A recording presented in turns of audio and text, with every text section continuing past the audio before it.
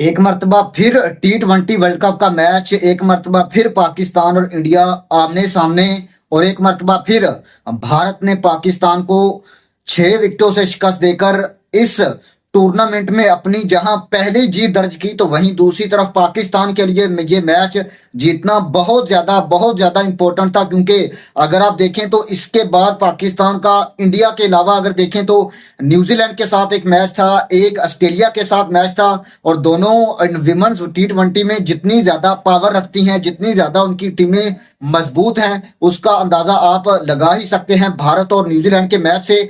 और I think मेरे ख्याल से आज अगर मैच के ऊपर बात करें तो पाकिस्तान टीम ने पहले बैटिंग की, 105 रन का एक मामूली सा टारगेट इंडियन टीम के सामने मेरे ख्याल से बहुत ज्यादा कम था। क्योंकि अगर आप देखें तो इंडियन टीम उनके पास ऐसे बैटर्स भी हैं, ऐसे बॉलर्स भी हैं जो कि मैच को कंट्रोल कर सकते हैं, और वहां पर आपको बैक ऑफ द एंड एक पूरा सिस्टम दिखाई देता है। चाहे आप विमेंस आईपीएल को देखें या फिर उनकी दूसरे जो डोमेस्टिक लेवल के ऊपर विमेंस के टूर्नामेंट होते हैं, सो लग रहा था कि इंडियन टीम इस 105 रन के टारगेट को आसानी से 6 रन के टारगेट को अचीव कर लेगी। लेकिन दाद देनी होगी पाकिस्तान की भी, जिस तरीके से उन्होंने फाइट की। आई थिंक इंडियन टीम के लिए ये मैच जीतना बहुत ज्यादा जरूरी था, और मुझे तो एक तरफ लग रहा था कि इंडियन टीम आपको ये टारगेट 12 ओवर में, 13 ओवर में चेस करती हुई दिखाई देगी। लेकिन अनफॉर्चुनेटली उस तरीके से वो पहले हाफ को डिलीवर नहीं कर सके, उसको यूटिलाइज नहीं कर सके, जिसकी वजह से इंडियन टीम पहले हाफ में थोड़ा सा प्रेशर में आपको दिखाई दी, और फिर 18 से 19वें ओवर में आई थिंक रन को चेस किया। सो मेरे ख्याल से अगर आप पॉइंट्स टेबल पर देखें तो इंडियन टीम को अब इसके बाद जो उनका ऑस्ट्रेलिया के साथ मैच है वो आई थिंक बहुत ज्यादा क्रूशियल जो सूरत हाल है वो अख्तियार कर चुका है।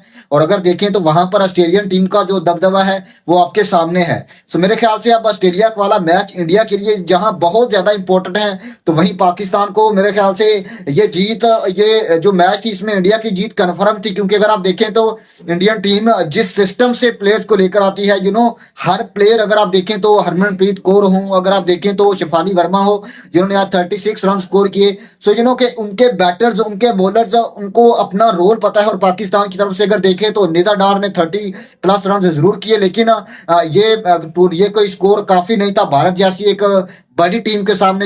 इंडिया हो गई, न्यूजीलैंड हो गई, उसके बाद अगर देखें तो ऑस्ट्रेलिया होगी।